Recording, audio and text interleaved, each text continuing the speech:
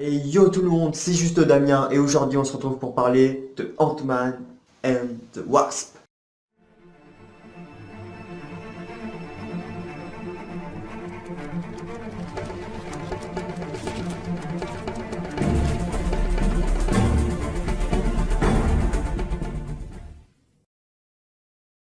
Alors aujourd'hui dans cette vidéo, on va donc parler du premier trailer et de mes attentes comme d'habitude. Alors déjà je ne m'attendais pas du tout à ce que Marvel Studios sorte ce premier trailer ce mois-ci. Enfin bon, il est sorti donc tant mieux, parce qu'il faut savoir quand même que le film est prévu pour juillet 2018, donc il doit sortir le 18 juillet très exactement. Il faut savoir que ce trailer, on nous dévoile pas mal de petits détails et autres. Hein. Bon, ça te montre plus l'action qu'autre chose, hein, mais ça c'est Marvel, hein. Dans les premiers trailers c'est toujours pareil.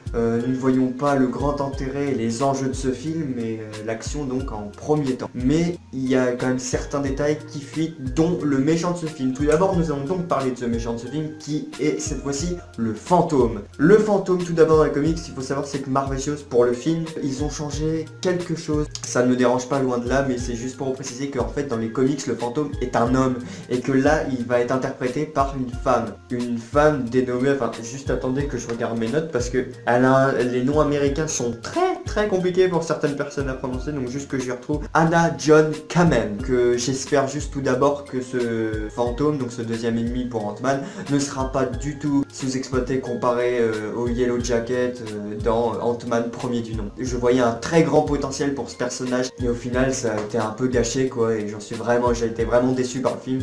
Ant-Man a été très bien, le premier film était très bien, hein, les enjeux, tout était clair, mais le personnage, le personnage du méchant était un peu sous-exploité, mais sinon ce n'est pas ça qui m'a empêché de ne pas aimer ce film. Il faut savoir que pour le Ant-Man 2, le réalisateur, je ne sais plus quel réalisateur a fait le premier Ant-Man, mais bref, en gros c'est lui qui va revenir pour faire ce deuxième opus. Et donc du coup j'ai encore cette crainte que le fantôme soit quand même encore un méchant sous-exploité. Donc il faut savoir une chose, enfin plusieurs choses sur ce méchant, donc le fantôme. Quels sont ses pouvoirs et ses capacités? Alors il faut savoir que le fantôme, en gros, ses pouvoirs c'est il peut voler, il peut aussi traverser la matière, et il a aussi également de grandes connaissances informatiques qui lui permettront de hacker n'importe quel ordinateur durant ce film, enfin j'espère qu'on le verra. Quand il touche certains objets, il peut donc les rendre invisibles. Donc ça c'est les capacités du fantôme. Donc dans ce film c'est le nouvel ennemi pour Ant-Man, et j'espère qu'il va bien en chier pour le van, parce que pour le Yellow Jacket on peut dire que c'était quand même un peu facile. Ça c'était pour le méchant. Maintenant on va donc passer à mes attentes. Alors en première attente,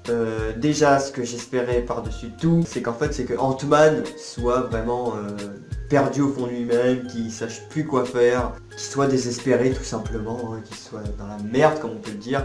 Parce qu'il faut savoir que oui, Ant-Man 2 se déroulera juste après les événements de l'arc Civil War, hein, parce qu'en fait, au début du trailer, soyez attentifs, vous verrez, enfin même vous l'avez déjà vu je suppose, des flashbacks concernant Captain America Civil War, et nous voyons Ant-Man discuter avec la guêpe, et il lui demande tout simplement que s'il aurait demandé à Hope de venir l'aider, aider le Captain dans Civil War, est-ce qu'elle serait venue? Elle a répondu donc oui, mais que dans ce cas-là, Scott et les autres ne se seront pas fait arrêter dans ce cas-là. Donc ce qui veut dire que d'un côté on est passé à ça de voir la guêpe dans Captain America Civil War. En deuxième attente, j'en attends énormément quand même de la guêpe, hein, un personnage qui sera que dans Avengers 4 et pas dans le 3. Hein. Pour Ant-Man, je ne sais pas du tout, je peux pas vous dire s'il sera dans Avengers 3 ou quoi. Ce que je sais, c'est que dans le 4, les deux seront là, mais la guêpe, elle sera bien là à partir d'Avengers 4. Et j'en attends énormément de ce personnage, j'attends vraiment qu'elle soit remarquable dans ce film. Bon, pas que le film et les enjeux soient concentrés uniquement sur elle, hein, parce que c'est quand même le film d'Ant-Man, faut pas l'oublier, mais qu'on voie quand même la guêpe faire de grandes prouesses pour la suite du MCU, parce que c'est quand même, on peut dire, un nouveau personnage. Son costume a été dévoilé dans le premier film en 2015, mais c'est que cette année qu'on va enfin l'avoir, et on aura attendu quand même 2 ans pour ça, et je pense que c'est assez long. Pour ma troisième et dernière attente, que ce soit un film qui déchire par rapport au premier, mais genre, je sais pas comment vous expliquer ça, qui soit impactant, parce qu'il se passera en 2016, donc après Civil War, mais je sais pas comment vous expliquer ça, qui soit vraiment... Homecoming a réussi à nous faire à ce que Homecoming a réussi à nous donner comme sentiment. Vous vous rappelez dans Homecoming quand Peter Parker était sous les débris, t'avais un sentiment triste mais t'étais là, tu disais vas-y Peter, soulève ce débris, vas-y montre que t'es un homme, hein, être un super-héros c'est pas facile. J'aimerais que ça soit vraiment la même chose, le même délire mais pour Scott, parce qu'il faut pas croire, hein, si vous avez tous vu le premier Ant-Man et ses capacités en Civil War, il était un peu plus sérieux en Civil War, mais dans son premier film, Scott c'est un abruti clairement, enfin c'est un abruti, c'est un grand mot que je dis là, mais ce que je veux dire c'est qu'il a de grandes prouesses, bon maintenant il sait ce que c'est d'être un super-héros, mais il nage dans le bain comme tous les nouveaux, hein. Il est pareil, donc ça serait bien que dans ce film il y ait au moins une scène en particulier ou un truc qui te mette limite à l'arme à l'œil, tu vois. Parce qu'Ant-Man c'est pas un personnage que tout le monde apprécie je pense, hein, dans le MCU. Moi d'ailleurs c'est un personnage comme Black Panther, donc je ne m'intéresse pas énormément.